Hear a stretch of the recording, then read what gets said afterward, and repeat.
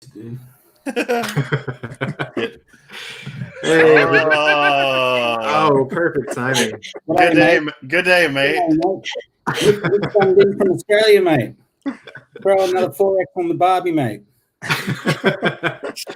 Hi, everybody. Howdy, and welcome to episode 10 of the Mondo Happy Hour. My name is Eric Garza. I'm Senior Creative Director at Mondo, joined as always by the other two heads of the Cerberus, fellow creative directors and co-founders of Mondo, Mitch Putnam and Rob Jones. If you've never tuned in before, these happy hours are something that we started doing as a way of staying connected with each other and with all of you, all the community. We're here to hang out and talk about art, and we'll chat for a bit. It's about some of the new poster releases we have coming out tomorrow. We're joined here by a pretty awesome international panel. First up, broadcasting in all the way from tomorrow in Australia, we have some of our favorite people ever, Sunny and Biddy, aka We Buy Your Kids. How's it going, y'all? I feel like you should have had an air horn when you said this is the 10th episode. It's a big. I think you got to get on board, guys. Come on. And then also all the way from London, one of our favorite new artists that we started working with, Charm, aka Murugiah. How are you, man? How's it going? Hey, I'm good. It is tomorrow here. It's Thursday. Wait, is it Wednesday? What day is it? Wednesday. So I'm staying up late, but I'm happy to be here. Thanks for having me on. Yeah, man. Appreciate you guys. We're all based in different parts of the world. Of course, Rob and I are in Austin. Mitch is in Minneapolis. So really appreciate everybody making the time. And then everybody tuning in. If you're here hanging out, hi, how's everyone doing? Peace. Actually, I was curious off the bat, Charm, how did you get that Les Miserables poster? Did you have to buy it off Mondo, or did you get it secondhand?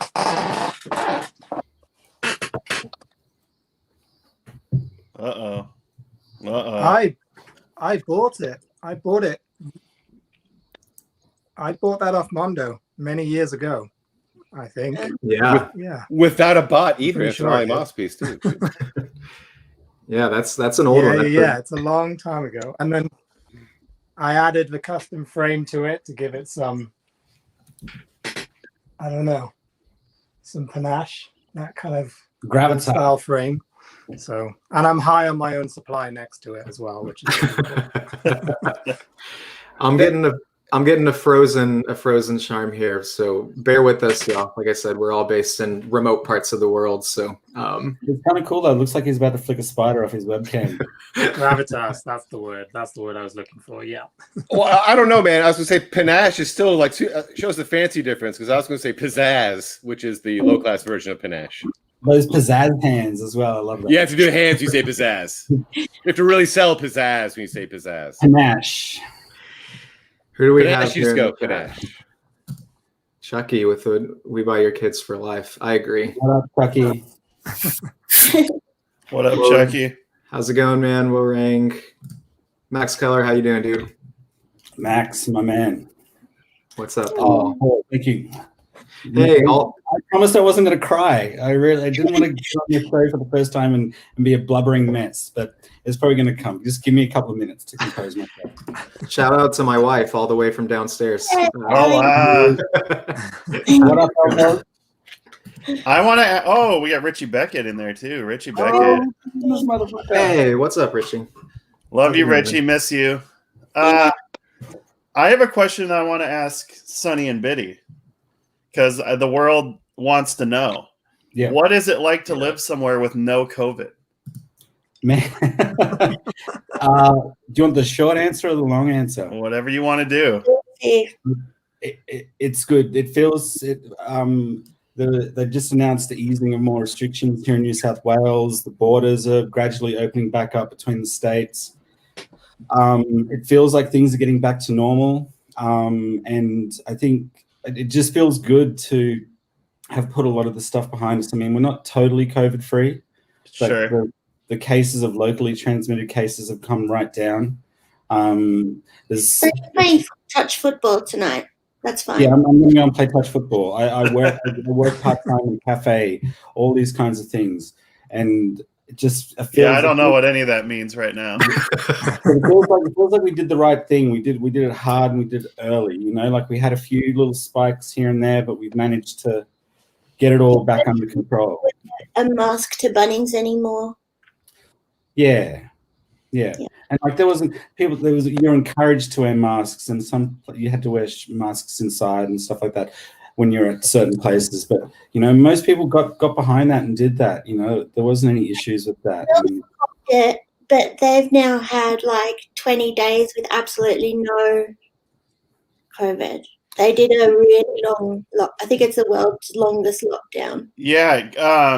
Ken, the reason I ask is because a few weeks back, Ken had me watch the Australian football grand final or whatever on TV, and it was so crazy to see a full stadium of people. It's like watching another world. Yeah. No, that's the thing. Like all the big sporting events open back up. Like the State of Origin, which is another football competition here. Like the last match in Queensland last week, they had like 40,000 people there. Like wow, crazy. It is. Anyway, I just wanted to ask what that's like, because I don't know if everyone realizes that like for most of Australia, life is fairly normal, and we're like in literally the opposite here in America right now. We are too. We're in the country as well, so we're in an isolated part of an isolated island. Yeah. So it's one of the rare times I relish not being in the city anymore. Like we were lucky to be as removed as we were from everything. Yeah. Y'all both look relaxed, man. Yeah, exactly. We're over here like I'm not wearing pants. sorry. I want to shout out Neil here because I had the exact same thought. Darkside Ben Franklin is probably Rob's best name that he's come up with. It was left over from the last chat I was on. I got lucky. But it works. How's everyone? It's kind of the obvious question, right? But how's everyone doing? I think we're a bit of time into this now. So how's everyone hanging in there? Just fucking sitting at home, and is everyone doing okay? I guess that's what I'm trying to say. Yeah, I'm doing okay. We ordered a treadmill and it arrived. Nice. We ordered it at the beginning of the first lockdown. It didn't arrive till the end of the first lockdown. So we decided to just eat food for more than we needed to. And then we're now in our second lockdown, and I'm running every single day, trying to run as many miles as possible. I lost a stone just from nice. my run. Did you find it? For anyone that's watching that wants to see kind of a little snapshot of some of Sharm's life, there's a really good Adobe video on YouTube, and that kind of gave us a good introduction also as well, and it's got some really cool stuff in it. Yeah, Sharm's got a lot of great interviews out there. There was one I thought was kind of weird in that it was talking about how you wanted to improve connecting to the outside world, about how feeling like you were kind of getting cut off a little bit. But it was written like a year or 2 years before COVID. I was like, oh my God. This motherfucker. I felt like I was from the future. I was like, oh no, that problem's gonna get worse, man. I gotta find Marty and get in the time machine and go back there and tell Sherm what's gonna happen. It's weird. I've had my most productive type of work and set of work during this year. I've like switched my style up a little bit and kind of been the most productive ever. So I don't know what's going to happen when the world opens up again. I'll probably end up going to too many parties and stuff. But but you feel better armed though, right? Yeah, I'd say so. I got a lot of jokes over COVID. A lot of stuff. I was like, oh shit! Just a lot of realizations. I don't know, for art and for a lot of stuff. It's kind of been a blessing. Yeah, I think for a lot of creative folk, this time away or this time at home to just explore and experiment is a gift, without all of the kind of multitude of emails and other things that we have to do. So yeah, for me, it's been a bit of a blessing. Yeah, that's what we're finding as well. And that's honestly why we started doing this, just to hang out and catch up with people. And I'm excited about it because this is actually our first time talking and interacting with you, with Sharm, outside of email. I think we've sent our first email to you maybe like 2 or 3 months ago. But this is our first time kind of getting to interact and actually talk to you and get to know you. So I'm excited to chat with you tonight and just kind of hear more about about you. Good stuff. Yeah, I'm here. I'm here to explain it all. Ask me lots of questions. It's a bit unfair though, because we've been watching a lot of your other interviews. Like we just watched that Dropcast interview with you, and I was really fascinated about the color palette choice for the Clockwork poster. To put that further restriction on you, and then on top of that, remove orange as well. I don't know. It's really impressive. It's like you're doing a lot of ballet with like your legs tied behind you, and you're still like pulling off Swan Lake. It's amazing stuff. I appreciate it, man. I appreciate it. Mondo has got such a great history of work now with these properties, and you have to kind of take that on board. So I know a lot of the posters kind of focused on the color orange, a lot of specific elements to the film, and I just wanted to like jump away from that completely and see what I could do. That was my focus. Actually, that's a good question for everybody. Is there ever a time when y'all feel when you see what everyone else has done, and for some reason you're like, actually, yeah, I want to do that thing that's already been done before. I'm going to do it better, versus trying to do something completely different. Trying not to use orange. Trying to use. That was the first job we ever did for you guys was The Shining, and then we were in that little flat in London, and we watched it. I was like, every shot. I was like, that's pretty. That's been done. That's been done. So you chose the one that Sonny drew. That's got nothing to do with anything. It's we went full on left field with that one. That was the first ever. That was when we met. Was on that poster, and it was such a weird release too, because what we did was this was so many. I don't know, how do you guys know what year that was? That was 2011. Okay, so almost 10 years ago. And what we did was we were having a Mondo mystery movie, and we just happened to offer a second poster for sale for a completely unrelated movie at the merch booth, and it was your guys' poster. And we did it as a full experiment. Like, we printed like 50 of them, and we're just like, hey, everyone that's coming to this Mondo thing, here's a brand new artist. Check this out. And it worked out. Here we are, guys. How many posters later? Is that the poster with the red and the orange and yellow, and it's kind of silhouette of Jack, but with a face kind of coming out the back? Yep.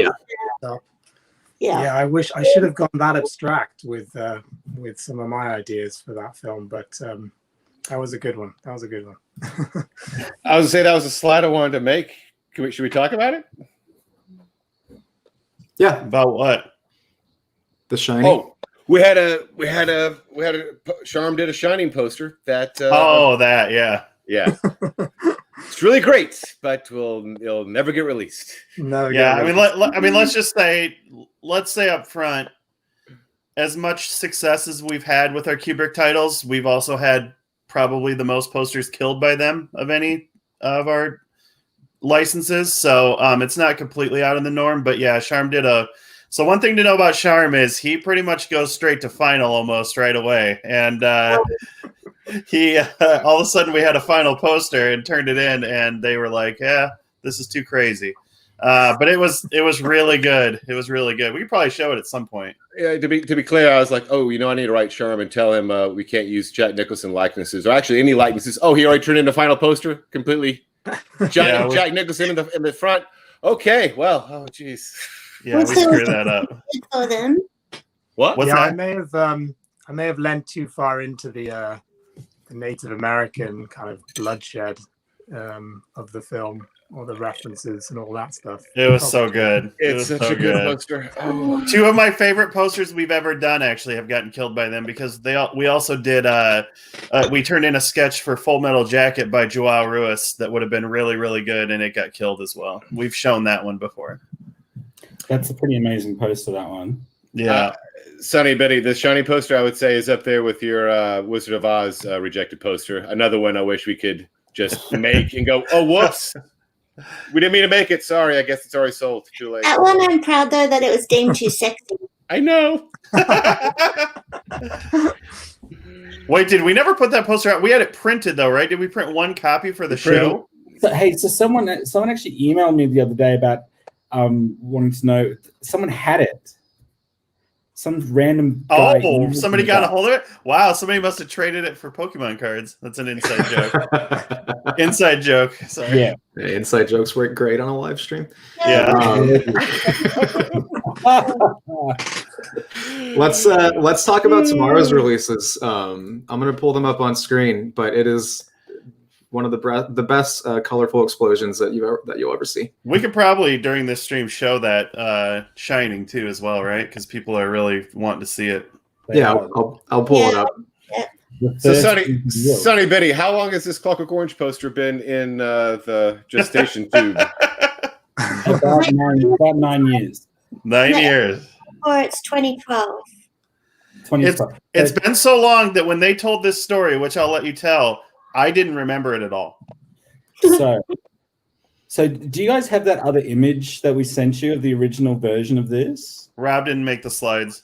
No, I did not. For anyone interested, I'll put it up on our Instagram stories later today or tomorrow. But so we were originally asked, the very first Mondo posters that Mitch asked us to do were a Clockwork Orange and Shining. And like Biddy was saying, we were in this tiny little flat in East London having a workcation. And we put all this stuff together and we had so many ideas, so many rough sketches. And these guys were really great because we'd literally send them thumbnails and quick pencil sketches. And they were like, oh, I guess. And so when we got back to Australia, there was an idea that Mitch had pitched about doing some sort of lobby cards or potential trading cards. And the Clockwork Orange back up. Oh, that makes sense now. Yeah, there was an old initiative at Mondo back when Ishmael still worked here that we were going to do, artist trading cards that would come. It would be like, basically it would be a mini print, like a 4-inch by 6-inch screen print, but we were going to actually get them packaged in wax packs and boxes like cards. And that was going to happen, but didn't. So we took one of the sketches from our London time and worked it up, and it was completely different and nothing ever happened with it. So then when we were tossing around titles for because we were going to have a gallery show this year, right? But we talked about doing one in 2015, but we had to postpone for numerous reasons. But so this is on the list, and we kind of went back to that original idea from 2012, and then we redrew it. I redrew the sketch and then gave it to Biddy, and then it'll be. I'd love to show you the other one because it's a good sort of comparison as to how our styles sort of progressed. Wouldn't you say, Bid? Oh yeah, it's very similar, but you made it better. Yeah, so I think everything. This one is it's not very subtle at all. The other one was maybe potentially more subtle, but this one, it really hits you in the face. I don't know. There's a subtleness to the textures. I mean, the lips especially. There's just this wetness to it that's really amazing. That shadow underneath the teeth too. I can feel the pops that we're getting ready to go right in. It somehow puts a little bit of movement in there. It's a really subtle trick, and that drip at the from Alex's face down. I don't know. That darkness as well. It's so playful, but it's super fucking evil. It's like, can I swear? Am I allowed to swear? Yeah, fuck it, dude. The fucking beauty mark looks like a goddamn point too. You can swear, but fair warning: every time Rob swears, we have somebody complain. But it is what it is. All right, that's my one F-bomb. It's of the Duna cover when they all go back to the flat or whatever. Mm-hmm. That's the print on the Duna. Oh, okay. The duvet or whatever. Yeah. That's right. I didn't even think about that. The weird cover that Alex has his tryst on that I've tried to buy many times. Oh, I thought it's like 3D. The bed cover. It's weird. It's like peaked. It's very cool doing a cover.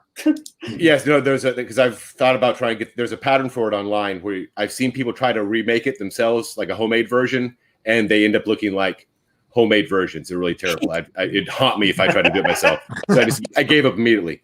But no, that's really interesting because I thought when I looked at it reminded me of the bottom of a diamond. So it just seemed like it would be something really sharp if you tried to kiss it. But we got asked the other day what our go-to like paper is.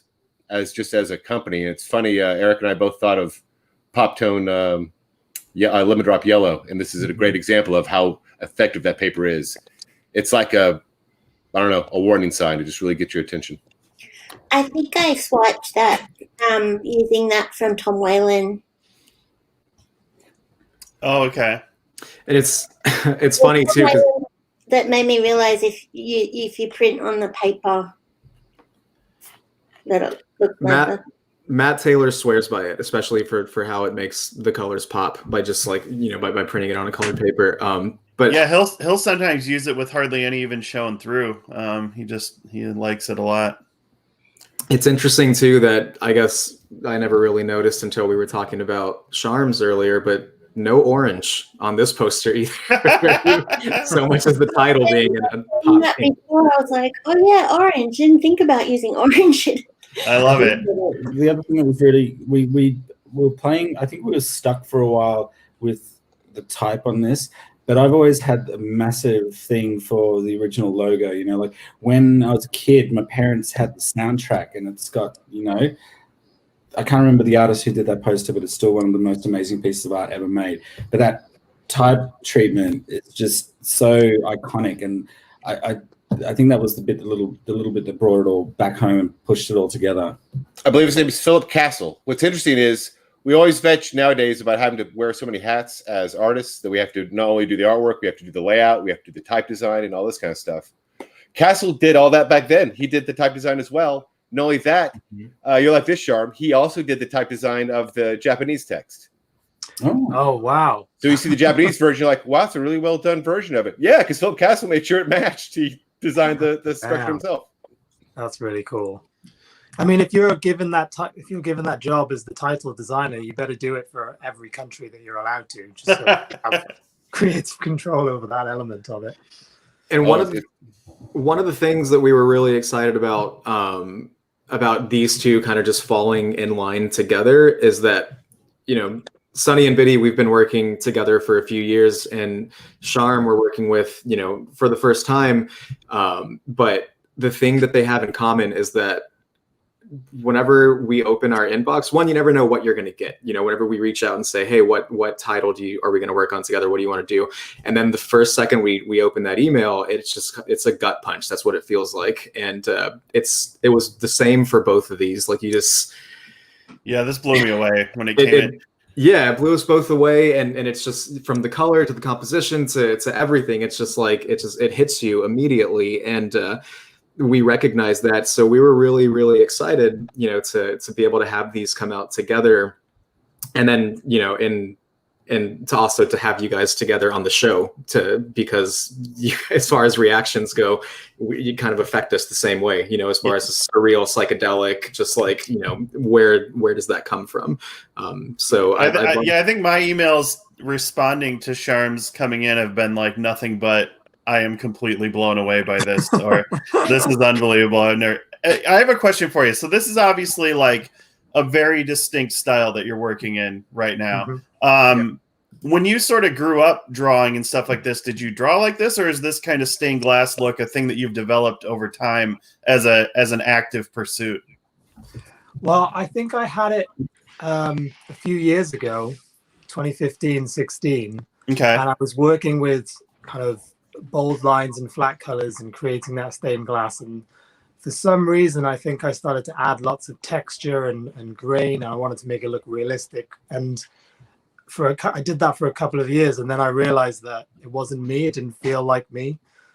So I came back to this style. I came back to this kind of flat color and bold line style. And the one thing it was missing was a bit more of my own personality, which was this Sri Lankan person brought up in the West. So that was like, how could I, find specific colors from that part of the world and use them and stuff. But I've definitely had it for the last few years, for sure. Cool.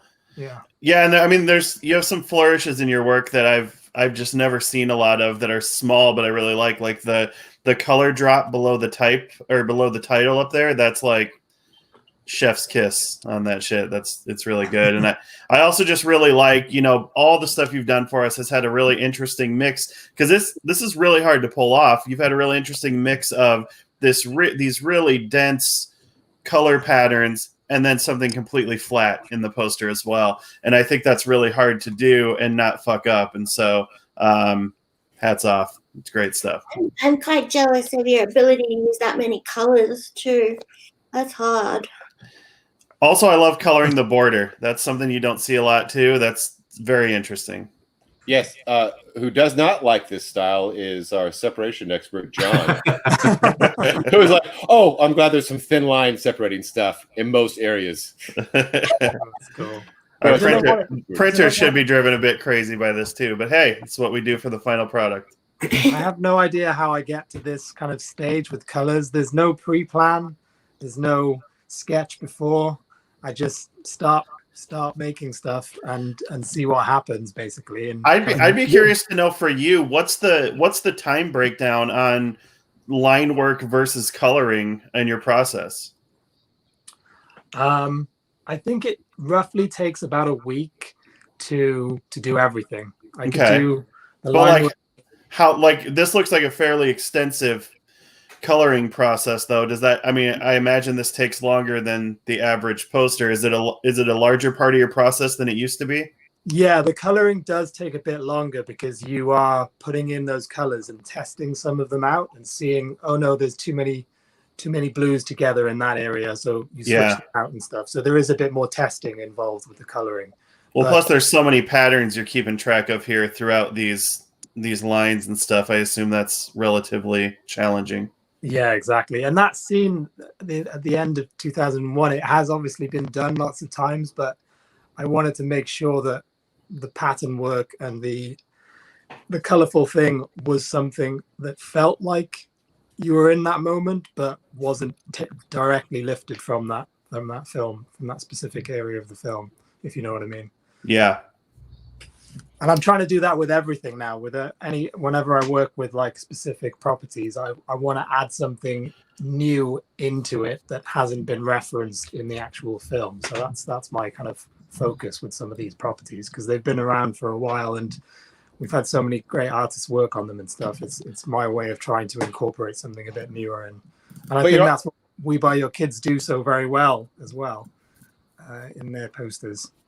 I was going to say, much like Biddy's pull the duvet from Clockwork Orange, you also pull these weird, really deep cuts that I think are thematically important, like the green diamonds when he goes through and he's over the landscape of the alien planet once he goes through the portal. That's like a really weird thing to pull out of all the things of 2001, much like the Ludovico Center in your Clockwork Orange poster.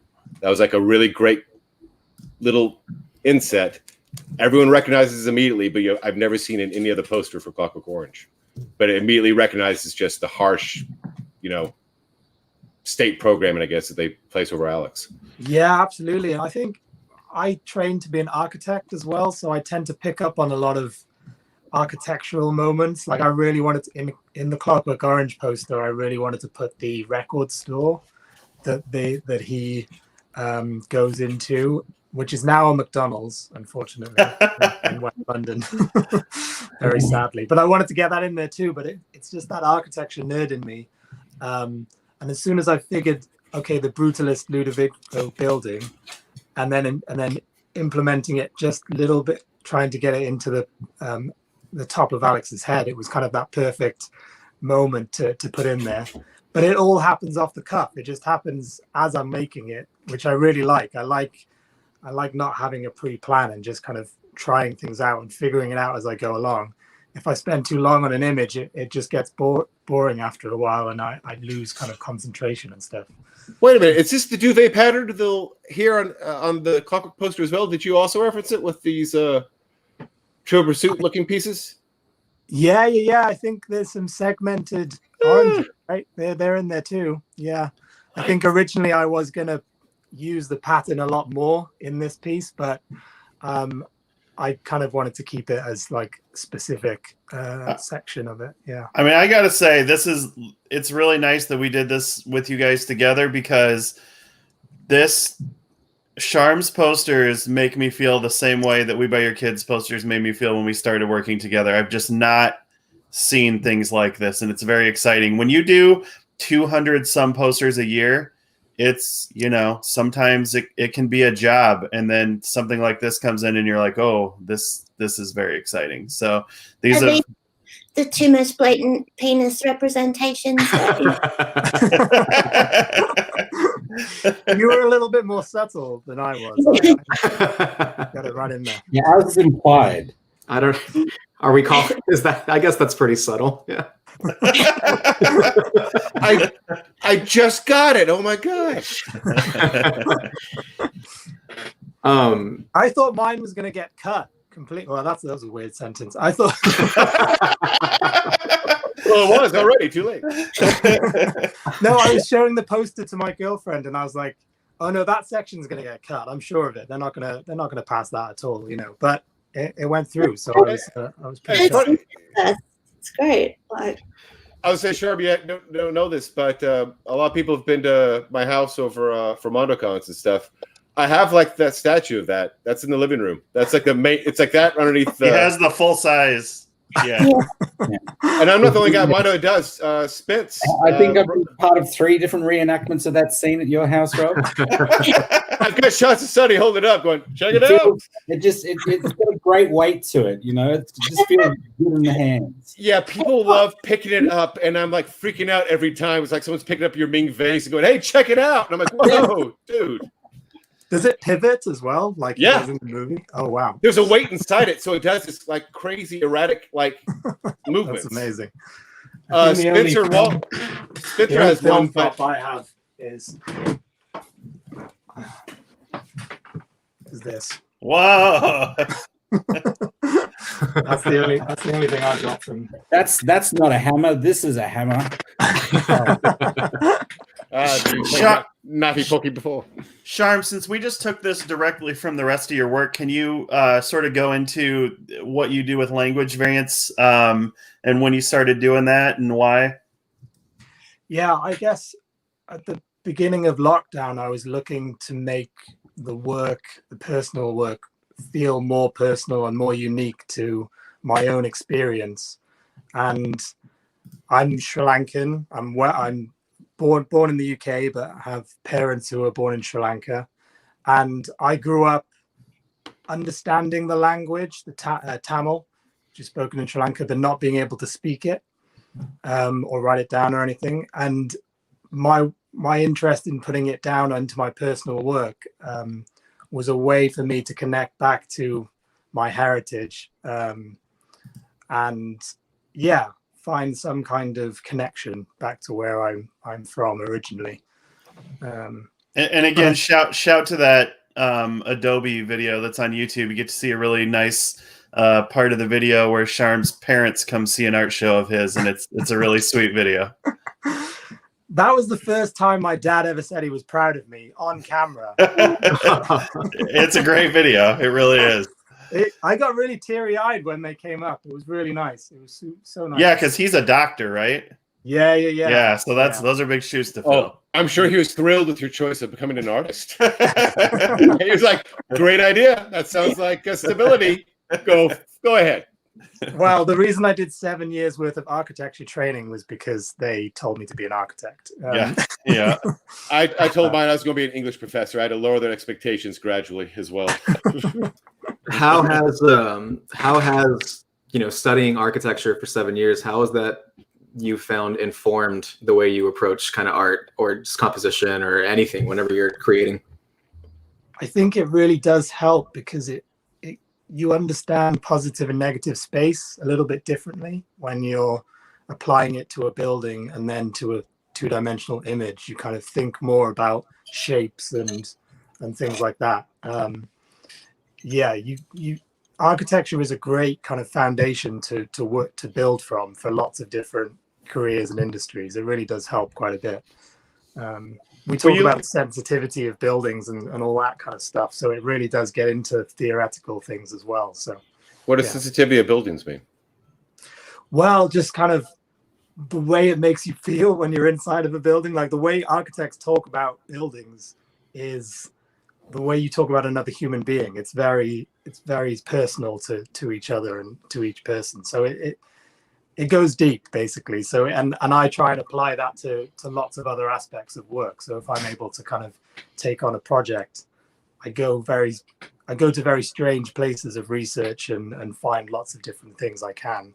And that's probably why you start to see some deep cuts or kind of weird things that get put into the pieces of work that you wouldn't normally think of.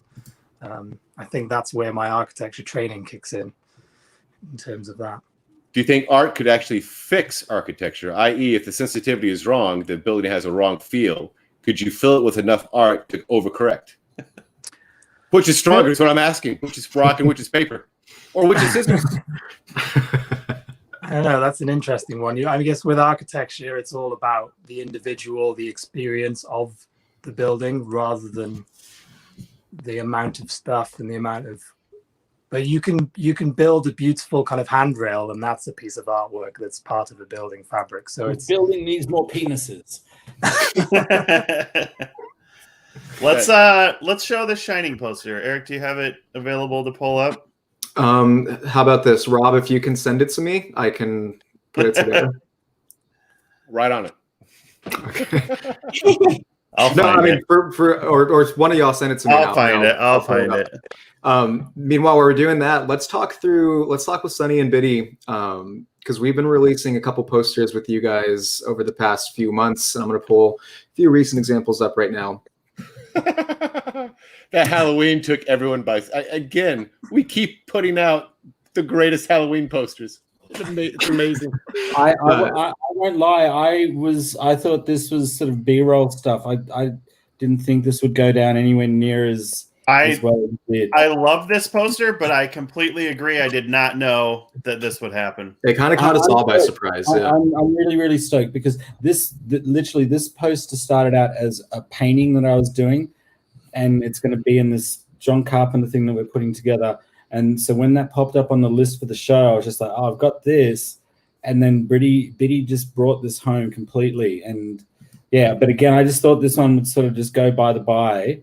But again, again, to all the crew out there watching this, thank you so much for jumping on board with this poster. Like, you blew us away completely. Yeah, I was going to say, Biddy, I don't know how you keep pushing your texture work into different areas. The rendering on this is unbelievable. Yeah. Oh, thank you. I only use lines or dots, so not much. Well, you're somehow making them look completely different every time. I don't know how. But. Well, the thing I like okay. I'm trying to make a gradient like a Japanese ink wash, which is completely inappropriate. Oh, it's always appropriate. Talk us through it, and for anyone watching who's unaware, and this might be a gross oversimplification of it, but I guess talk to us about the dynamic between you guys, and like, Sunny, what are you working on? Biddy, what are you working on? How do you guys collaborate as far as putting the art together? Biddy could probably talk for a second. I might go and dig out the original painting so I can show you how. Yeah, please. That'd be great. Got to get them back on screen too. Them all, and then I finished them all. So actually, our way of working completely solidified when we did our second Mondo show. Before that, Sunny would give me all different kinds of sketches, ideas, and they'd get pieced together by myself, go backwards and forwards. But like when we were doing the second show, I wasn't all together well, and he had started doing his solo stuff. And so he started giving me more, like, basically finished sketches. So the first one of that show was The Fly, and he just handed me a piece of paper and it had that poster, like a hand with a fly and a little square for the tie. And you were saying before when we've talked about this that it's like his sketches have most of the stuff there, right? Like as far as absolutely. Yeah. So now I really do just take that and color it in. And a lot of them too, when you see if there's an outline on it, if a hand-drawn outline, that's like Sunny's just, most of the time that's just Sunny's sketch scanned in. But nice. I find that one's harder to work with because I'm trapped to the line. because then when I stopped drawing on paper, because the other thing too is now I just work on the Cintiq. It's like it's just all the line work's there, all the parts are there, and I give that to Biddy, and if Biddy's happy, we make tweaks, and then like we start taking the line work out of things, and so we still got those areas where Biddy can work in and build up all the textures and the patterns and fill the skeleton out. But Biddy, You send you the sketch, that's Sunny, and then I do the rest. It's great. It's kind of like a comics creative team in that sense, right? Where you have kind of like someone doing the line work and then Biddy doing all the finishing. And trace. Yeah, no, Biddy, do you feel like you're fighting within the line work though? To like, the thing that was amazing to me on that Halloween poster was the movement within the blood. How you're using the shading from the one on the shoulders super dark, but then on this it just collects down to that super red bit at the bottom. It really gives me some like flowing movement that you couldn't do by drawing. You have to do it with just the texture. Is that something you think you're doing intentionally, trying to add some like sort of kineticism with the texture, or no? It's just natural. I don't think when I do it. I asked the most confusing Yoda-ass bullshit. I'm sorry. That really was. That really was. I know. Yeah, what do we have here, Sonny? So that's the original painting. It's Oh not- wow. Oh wow. So, because then I redrew it, but yeah, just that whole sense of like the shape being knocked out of a shape. Yeah. Like- This is a really amazing illustration of how this goes down, because this is sort of the idea, right? Where you come up with the composition and then Biddy just does her magic to make it look how it looks. Yeah, Yeah, Sunny takes care of the concept, the composition on everything now. Nice. And I just get to build it and play with colors. Obviously, I assume the answer is yes. After this many years, but is that your preferred thing? Is not having to worry about the concepting and all that bit, or? Yeah, when we first started, so I was on the illustration agency by myself, and so I was getting like these editorial illustration jobs, and we got so busy. I asked Sonny to always start doing a couple of ideas for me. Oh, nice. And you don't always have to put forward the 3 ideas, and I always have 2 of Sonny's and 1 of mine, and they always picked Sonny's. And so he would be giving me ideas, and I'd be redrawing them like in my style. And then I was just like, this is stupid. And I mean, it's an amazing partnership, and it's really, truly, I've never heard of one quite like it. I mean, yeah, the closest thing I can think to is, the occasional posters where with Land, Dan will do the drawing and Jess will do the coloring, like the watercolor. But as far as your guys' actual process, it's pretty one of a kind, I think. Have you guys ever ran into anyone else that works like this? I'm fascinated though by what are those French people that do those really rude black and white drawings? Oh, I know who you're talking about, the really sexy stuff. Yeah, I Yeah. always wonder how that works. Yeah, that's interesting That's too. such a unified style. And La Boca, I wonder how they work. Yeah. La Boca. La Boca, And again, incredible. when I tell people I work with my wife, they're like, "Oh, how's that go?" And I'm like, "It's great." I mean, what are you trying to say? truly though, I mean, what Mitch was saying, it's a pretty one of a kind and unique partnership that I think adds to y'all's overall style. But I mean, we hadn't even seen that original painting until Sunny showed us right now, and seeing that, and then again seeing when Biddy it comes into the equation and what the final result is, like it's amazing. The rendering on this thing is blowing me away. Seriously, it's Well, insane. thank you. That's what I'd rather do. See, Sunny does all solo stuff, but I'd just rather work on the combined stuff So yeah, I mean, for me. again, it's all that stuff doesn't exist in the vacuum. It's like it's not We Buy Your Kids unless but we both have to touch it. Of course. And Yeah. that's how it works. And like I think when But then we both when we're at best is when we can like get fucking weird with things and like make these the Ghostbusters poster. That's I can't believe that got signed off. That is We're- just, what it's, We're all for releasing the weird here. We are but again, and shout out to the fans.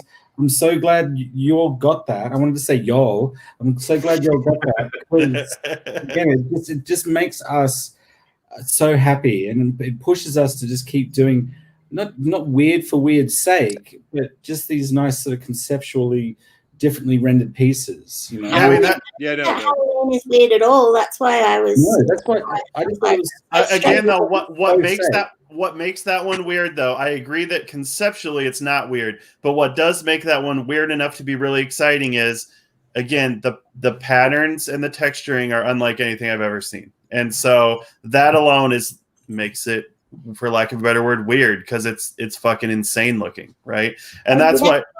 That's just because I can't do it properly. No, that's not true. I like it, and this is the exciting thing about you guys working with Charm, is that that's another pot of potential weirdness to dip into. It's great. Yeah. And when you said about getting you in the guts, Eric, yeah, that's what I get from your stuff too, Chum. That's what I just love. I just want to punch Eric in the guts now. I could do that in real life, buddy. Just you hurt your hand doing that. Oh, it's threaded, right? Well, let's show The Shining. It's 6:50 here, so let's show The Shining and talk that over, and then we'll take some questions. Okay, you guys wrap amongst yourselves. I'm gonna set it up here. I'll pull it up in when I'm ready. I saw in the comments someone said that the Shaman We Buy Your Kids show 2021. Yeah, I mean, that would be amazing. If galleries exist in 2021, you guys always, no joke. Hopefully everyone on this call knows. Hopefully Charm, Sunny, and Biddy all on this call know. You guys have the open door. You guys are, have made it to the artist that you come to us with an idea, we'll probably do it. We don't need to. The last one. I've got a great weekend at Bernie's. I would do that in a second. Jodorowsky's Dune. Give me that Jodorowsky's Except, Dune. yeah, I will say this on there. There's one title. We could probably do Jodorowsky's Dune for sure. There's one title that we are stuffing down We Buy Your Kids' throat right now. No, I can't. Yeah. I can't. It feels like we're obligated. We got to do this. We got to do this one last job. Yes. One last job. And the only reason is I can't tell anyone what it is just yet because it's so insane. We have to see if it even happens. But it was a license that showed up on our potential list, and it was only like, why would anyone sign this? And it's like, well, if we get a We Buy Your Kids poster, then that's why you signed this. Yeah. And so that's what we did. So yeah, nice. No pressure. No pressure. Let's be honest here and say that if there's ever been a no pressure title, this is probably it. There's not a lot of pressure here. From the people that brought you, White Man Can't Jump. Yes, quick. Exactly right. Exactly right. I got that sketch over to you pretty quick, but I think it's going to be a tricky one. It'll be tricky. Yeah, very. Oh, I'm super intrigued now. I got to know. And again, to the viewers out there in YouTube land, yeah, this is literally people will fucking trip when this thing comes out. Yeah, and then you'll realize what poster we had shoved down our throats. Yeah, they'll know right away. They'll know. They'll be like, oh yeah, I was there when they talked about it. It's gonna be my previous shoved down throats titles have been Oliver Barrett's Uncle Drew. Okay, that was one of them for sure. And then we had the I would put J.J. Harrison's Rad in the mix as well, probably. He really wanted to do it, but like no one's emailing asking if they can do Rad. I think this could fall in the same light. I think this could be really good. We'll see. I was going to say OB was quite happy to do Uncle Drew. No, OB. No, well, I don't know how much you want to talk about this, but I went out and so OB was he still is a huge Cleveland Cavaliers fan. And at this time, Kyrie Irving was still on the Cavs. And so I went out and got this for him as a surprise and came back and was like, dude, I got you Uncle Drew. And he's like, what? Like, well, I don't know if I want to do that. And I was like, no, it could be really cool. And then once he came up with the basketball card concept, then it was all good from there. But yeah, at first he was like, I expected it to be like Christmas. And instead he was like, oh, you got me socks for Christmas. All right. I have The Shining queued up. Oh, it's like I'm watching The Shining. Yeah, for real. All right. Let's pull it up real quick. Yeah. Wait, I thought, is there a previous one? Oh yeah, there was a previous version. Oh, you want to go the full on? All right, hold on. Because We're gonna really show things here. yeah, originally we thought maybe Sharm could hijack a little bit. Yeah, this was the concession. and we thought maybe they would say that enough of the likeness was hidden that we were fine. It turns out no, it was not enough likeness hidden. So at that point, we asked Sharm, like, do you want to do it again, or just say, why keep diluting it? Let's just walk away. Call it quits. Yeah. Yeah. Because it was so great. Our Sharm emails are dense, and so I'm trying to find this thing. Yeah, the old one has Scatman Crothers on it too, man. It's like super sweet. Like our thread for The Shining has 32 emails in it. It got pretty long. Yeah, it was intense. But I miss it. I want to have another go at it. This is the thing. Like, now that I know the restrictions, I feel like I could. They're still going to put you in they're going to say it's too weird. See, we've had issues with Kubrick Estate saying it doesn't feel like the movie. That's what we've run into before. And for your guys' work to work, that has to not be a requirement, in my opinion. But except for something like Halloween, I guess. So it has to be a happy movie, but not a bad. We need a Sharm Halloween. Oh, that movie scared the hell out of me when I was a kid.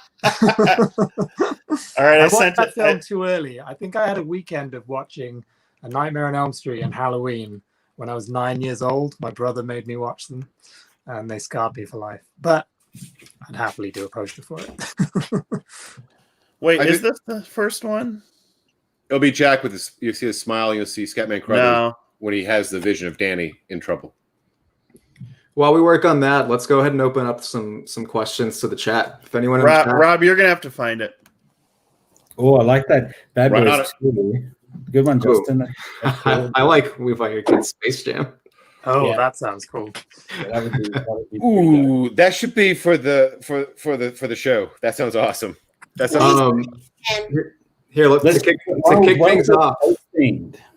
kick things off, Sunny Biddy, what would y'all like to see Sharm do? And Sharm, what would you like to see We Buy Your Kids do? Ooh, that's cool.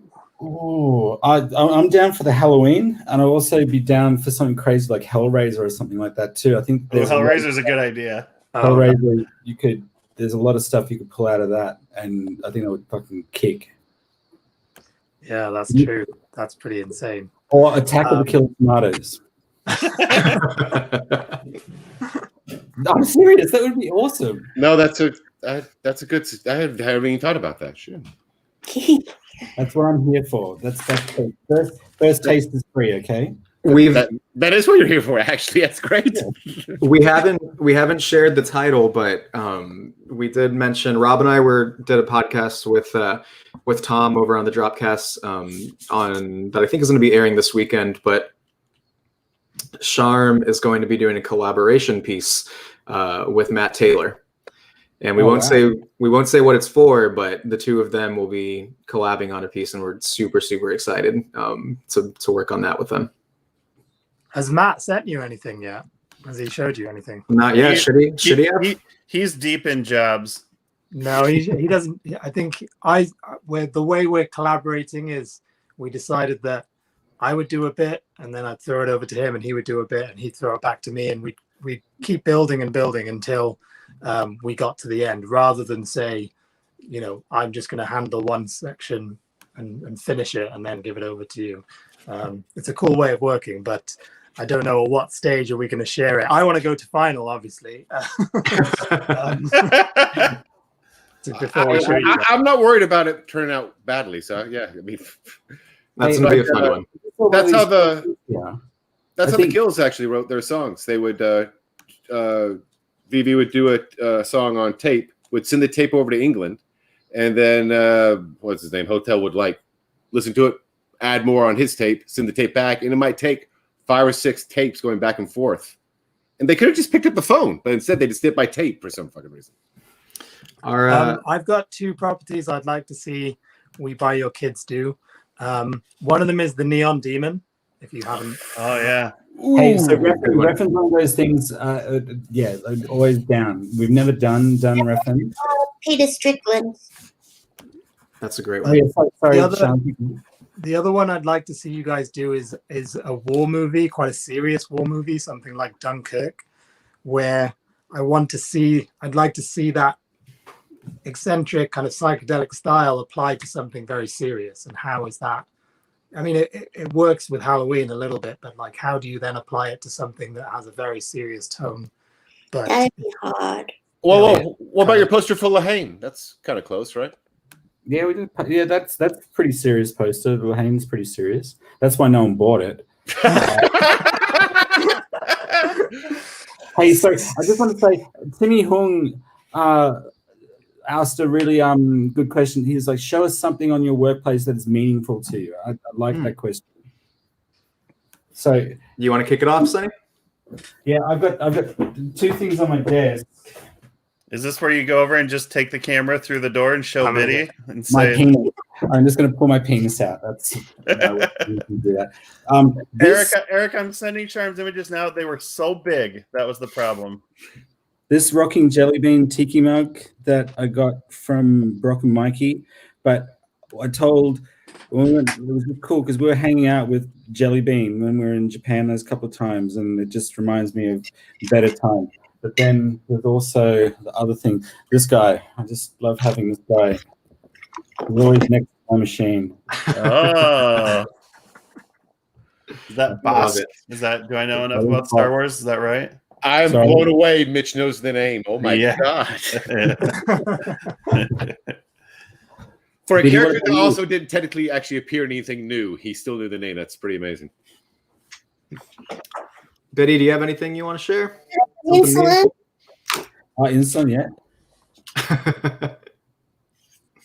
I have this box from when I fell over and at the Mondo thingy, and it's got passports and things in it, but everyone gave me We didn't have a fall when we were at for MondoCon in 2016, and then unbeknownst to us, we actually broken a rib. So after the con, we all meant to go out to the street into the desert, but Biddy and I spent all this time in hospital in Texas. So, but then all the guys, when they came back from the retreat, gave Biddy this box full of these awesome get well cards. Oh, yeah. That sucked big time. Yeah, that did suck. I don't have Rob's one because I put it up somewhere about put your lippy on. Yes. Yeah, there are loads of them. There's Beck. Oh, it's amazing. Yeah, that door is such a piece of crap. That's before you get your Pella upgrades, Trav. I got lots of them. Yeah, that's amazing. Oh, no. Wow. A picture was posted recently of all of us at Death Slide, and wow, it really made me not like this situation we're in right now. For real. Was that the first Death Slide? Yeah, the first one. Yeah. Oh, they did a photo of me and my dad with at the museum looking at. Oh wow. Yeah, I think it was actually Biddy that posted that picture, right? The Death Slide picture. It was like I retweeted down. Yeah. Mike Mitchell photo or something like that. It really drove home for me the situation that we're in right now. Sharm, what about you? What do you have that's meaningful? Also, another Japan item. My girlfriend and I went to Japan a few years ago, and we had the best time. We loved it, and it's a little wooden Totoro. Oh, that's cool. I've never seen him before. I've never seen one like this before, but it's from the Ghibli store, and it's like a really simple, minimal version of him, and it's I thought it was really cool. Hey, I definitely want to do a wooden sculpture of my own one day, so it's a nice inspiration for me. That's Sean, really I saw cool. someone ask what your cat's name was. Our old boy Jeffy H was asking the question that matters. The cat's name is Daenerys Targaryen. Wow. Yeah. And we have another cat. You fit right in here, let me tell you. We have another cat that's named Mobius. Wow. Yes. French illustrator. I wanted to name Daenerys Alejandro Jodorowsky, but my girlfriend wouldn't allow it. I thought it would have been nice. I like that one too. Jordo, little Jordo. Maybe we'll name the dog Jordo. That would be cool. Yeah. And then the dog Indiana. I have a thing I can share. I have a dumpster fire that Mitch that Mitch gifted me from Truck. This is one of the limited ones that Truck released at MondoCon. I think it was last year, but yeah, this one is awesome. And then behind me, Rob is one of the sweetest people and did a personalized grief of my favorite band, Thrice. Oh, you're blowing Rob's cover right now about being a hardened individual. Rob, one of the A+ gifters in the world, and that was a Secret Santa gift a couple years ago. Where'd you grab, bitch? I didn't grab anything. I was going to see if I had any cool Japanese Pokemon cards around, but I think they're all put away right now. That's the only thing. It's actually good. This was the first time I took notice of Hedora. Was this toy that it's also Japanese that Matt Hardman had? I saw on his Instagram. It's a Hedora. All the other toys in it were kaiju giving apologies. Bring it closer to the. It just looks like a little turd right now. Bring it closer to the camera. Yeah. Oh, nice. And the thing is, still kind of looks like a little turd. No, well, you can see his face in there. Well, the deal is Hedora's is his little apology stand says, "I apologize for nothing." He's the only one who didn't apologize. I thought that was amazing. The other monsters are bowing to stuff, and Hedora's is just like, "Nah, f you." Oh, this is not a bad idea. Chucky Valdez with the "We Buy Your Kids Murugiah Holy Mountain" collaboration poster. That's not a bad idea. We've been trying to holler at Holy Mountain. We'll see. We'll see. Alan Campbell, yes, Mobius for the win. I agree. Oh, I bought a Mobius print the other day. What'd you get? I got a very strange piece of Mobius artwork, obviously. Is it the right way up? Oh, I love that. I love that. Whoa. I love that one. Wow. Oh, that's great, man. Where did that come from? Well, there's a place in South London called Crystal Palace Books, and they have a license to sell Mobius's artwork. Oh, wow. They're the only place in the UK, I think, that has a license to sell his artwork. And I bought the Mobius exhibition catalog from them. And they're a warehouse, so they do online orders. And it turns out that they're like 20 minutes drive away. So I was like, I'll come down, and they're like, you don't have to, but it's okay. I got to know them. And now I know them really well, and I'm basically going to buy as much Mobius artwork off of them in the future. We should try to get the Mobius license to print screen prints of this stuff. That's what we should do. I was going to say, where was Charm when we had the Inkle and the Metabarons license, man? That would have been perfect. Yeah, those posters were really cool, though. I really enjoyed Florian's work on those. It was cool. It was weird. That's a really good example of occasionally we sign a license that somebody in the company has a passion for, and it's sometimes hard to get other people excited about. And it kind of felt like asking any artist we asked for a favor to do those, especially at that time. But yeah, it turned out good. Mm-hmm.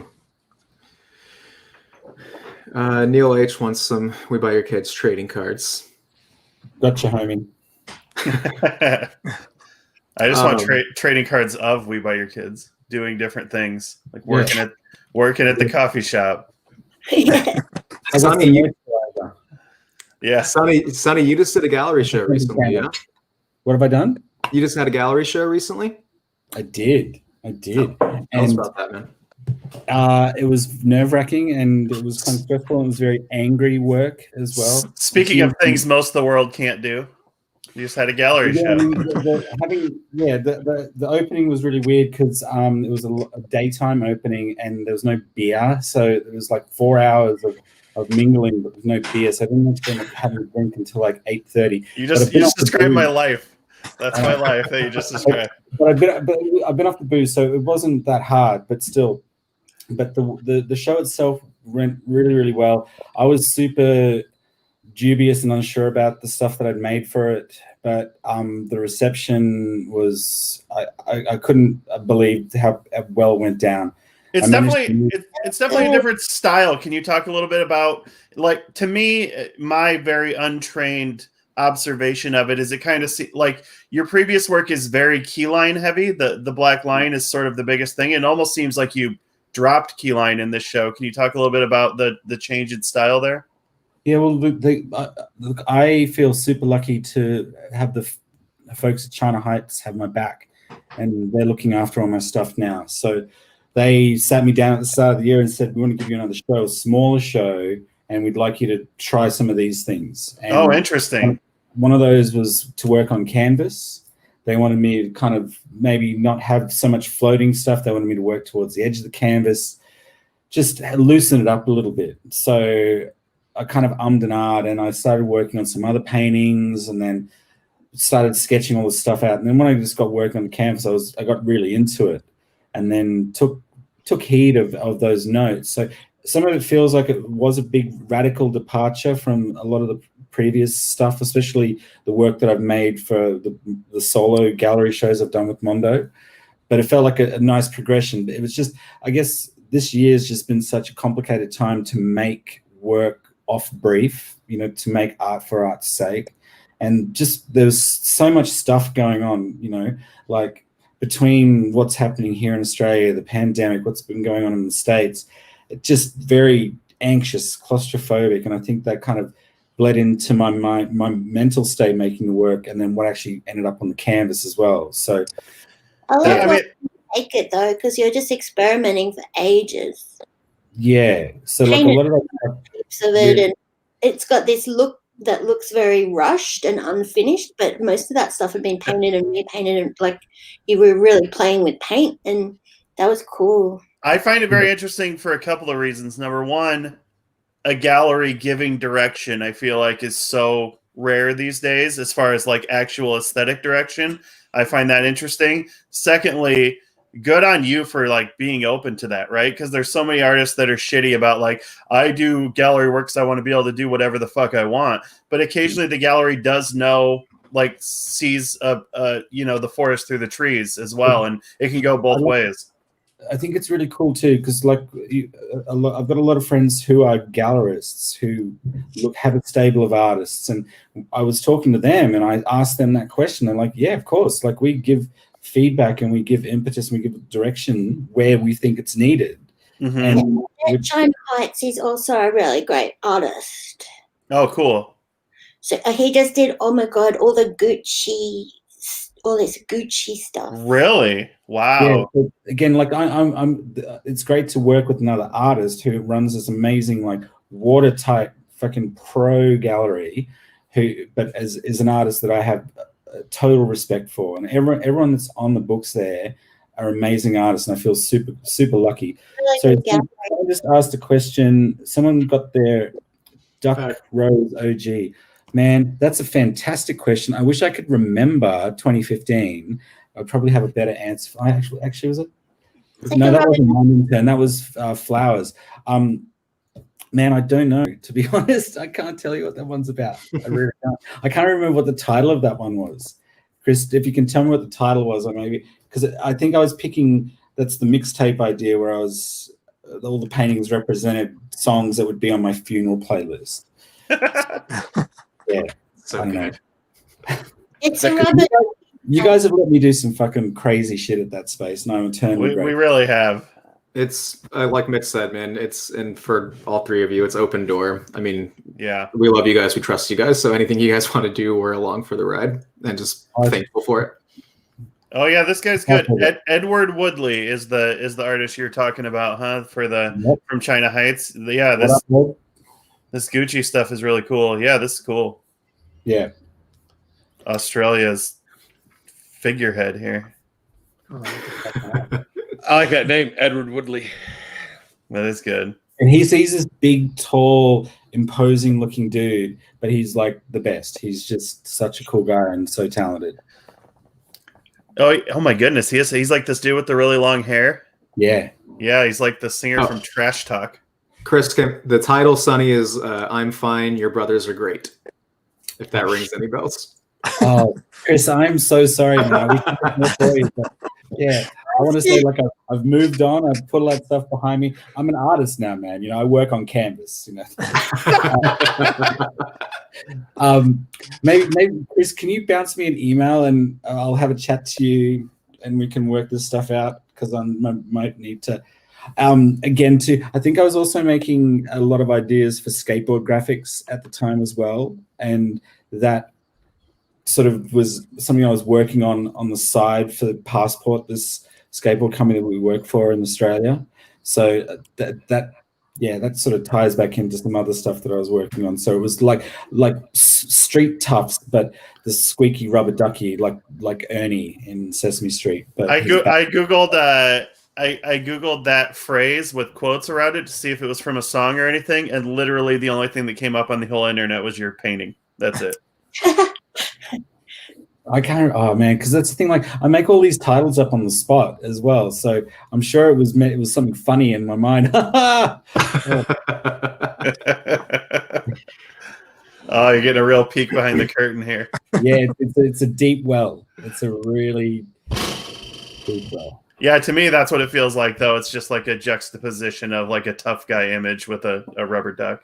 Yeah. You did like 30 or something little paintings for that show. Yeah, this one's number 27, apparently. Yeah. Yeah. I think it was 36. I did all up. Wow.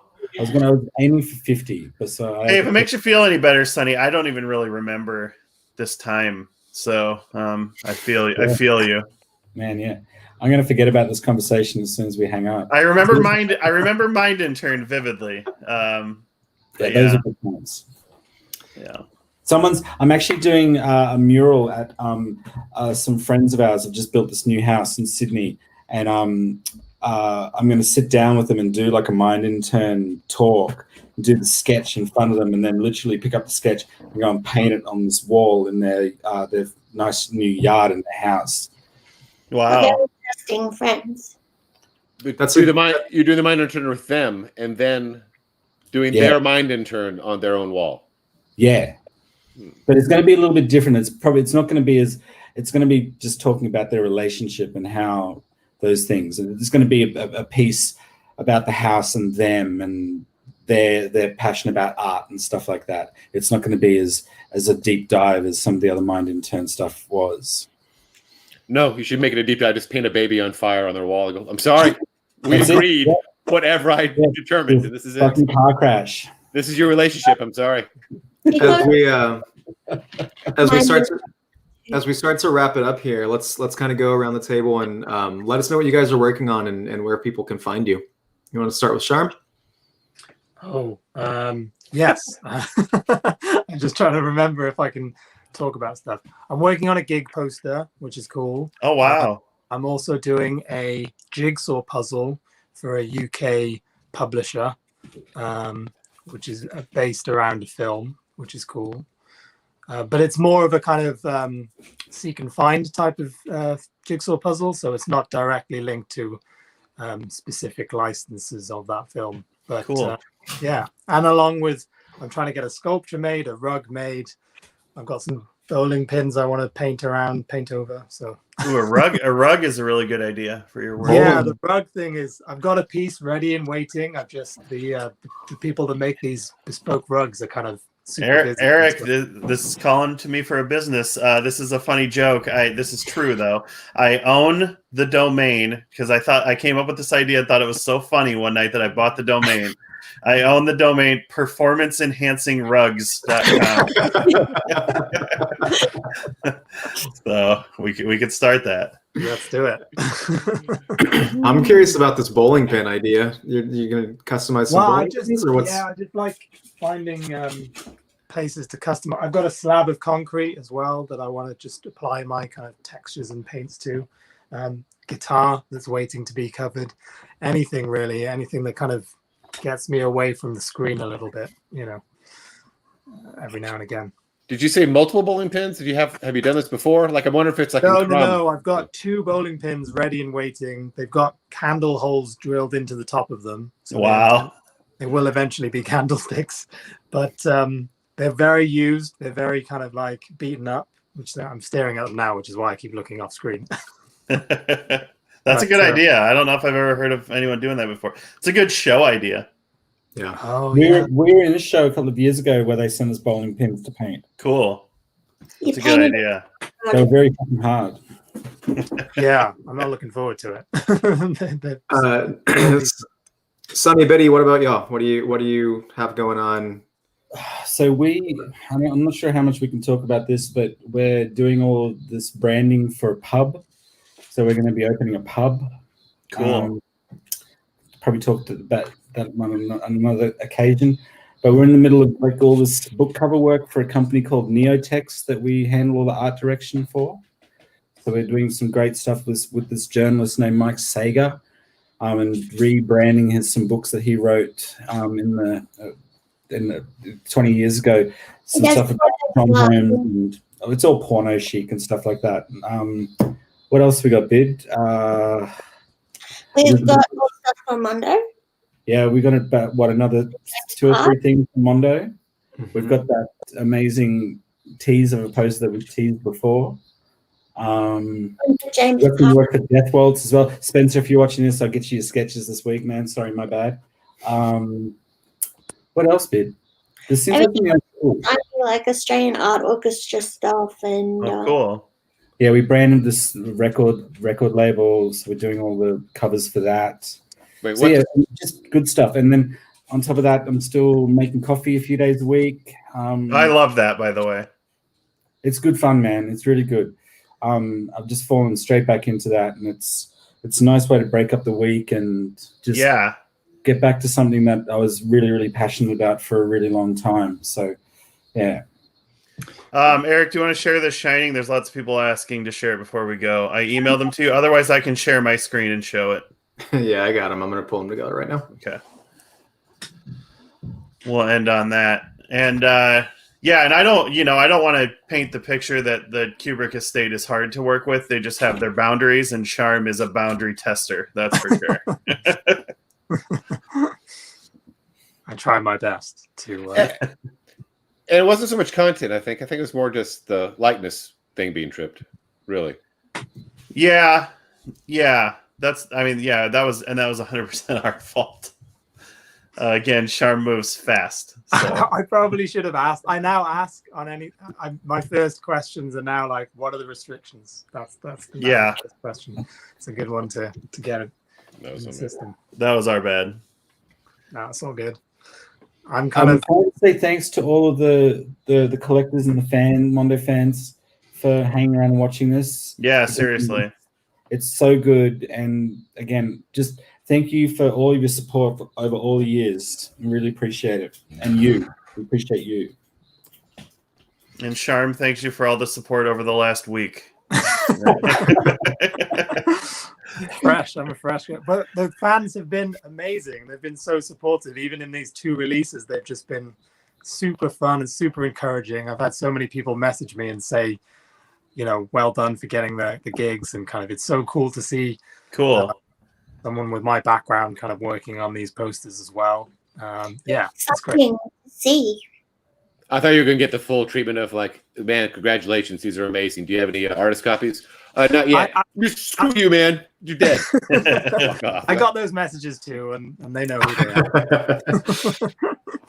All right, we know who they are too. You guys got it here. I'm going to put it up on screen. All right. There seems to be where it started there. Yeah, so that was the original concept. Full Again, this is the first we saw. This was hey, here's my Shining idea. This is what we got. But yeah, my hot take is I think I like the second one better. Me too, actually. I do too. I don't know. It was trying to get rid of Jack's face a little bit more. That was the kind of caveat. So I was like, once I removed his mouth, I thought, oh no, it's cooler not seeing as much of him. And then my next suggestion was, can we just put a more generic scary face in that space? But that's when we decided to stop. But I can't see anything. Is it on the screen? It is on mine. Yeah, there's like this weird spike of Scatman in that rug decor image, and it's going straight into an eyeball near Danny when they see the same vision. I don't know. That's just like a really great visual reduction of that scene. Everything on here is awesome. Yeah. Unfortunately, and the top button replaced the image of Jack at the bottom. I just noticed that too. Shoot. Oh yeah, that was the other thing. Mm-hmm. It was a way to kind of close out the bottom of the image, but I mean, my thinking was, to me, I liked the less big Jack in the middle because, to me, like of all the things that Charm brings to the table, like I like all the other stuff more than straight likeness work, and so that's part of what's exciting about it to me. oh yeah, that was the other thing. Somebody's got an echo going on. I mean, my thinking was, to me, I liked the less big. Oh, sorry. It's not me.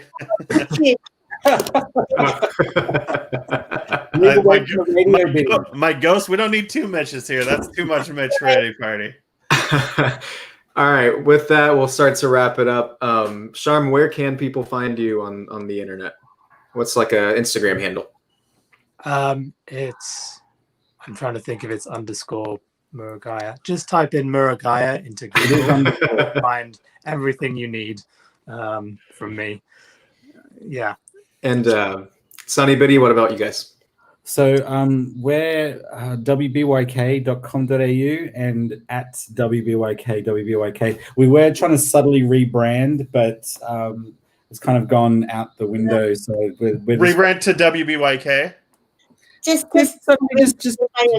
yeah. Your guys' name is fairly terrifying to corporate entities, I assume. No, it's commercial suicide. Yeah. If we were called like Red Square, we would be. We buy your kids. No. Fucking cashing those Nike checks, man. You know what I mean? Charm, Murugiah, thank you so much for chatting with us, and everybody in the chat, thank you for hanging out. Everybody, hit the like button if you want, or don't. Subscribe if you're interested. We do these and they're fun, and we enjoy when you come and hang out with us. But thank you so much, and everybody, please stay safe and wash your hands and wear a mask. And we love you, and we will see you next time. Thank you. Peace.